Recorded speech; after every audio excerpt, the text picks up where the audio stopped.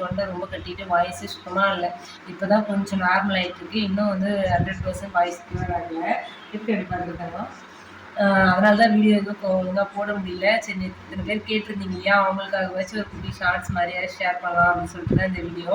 விக்ரம் வந்து டைரியானாலே ரொம்ப டல் ஆகிட்டான். வியலும் ரொம்பவே டல் ஆகிட்டாங்க. இவ்வளோ நேரம் ஒரே அழுக வீலம்மா. இப்போ தான் வந்து ஒரு வழியாக அவங்க தொட்டிலில் போட்டு தூங்க வச்சுட்டு இந்த ஒரு குட்டி வீடியோ எடுக்கிறேன். ஏன்னா அவங்க வச்சுட்டே வீடியோ எடுக்கலான்னு ட்ரை பண்ணேன்.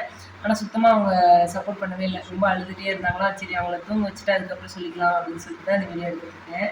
வந்து இந்த கிளைமேட் வந்து சரியில்லை. எல்லாருமே குழந்தைங்க வந்து இந்த லைட்டாக தூரல் வர மாதிரி இருக்குது, ஆனால் வரல. அந்த மாதிரி இருக்கிறதுனால தான் இந்த மாதிரி இன்ஃபெக்ஷன், டைரியா, ஃபீவர்லாம் வருதுன்னு சொல்லி டாக்டர் சொல்கிறாங்க. ஏன்னா நிறைய பேருக்கு இருக்குது, இவங்களுக்கு மட்டும் இல்லை.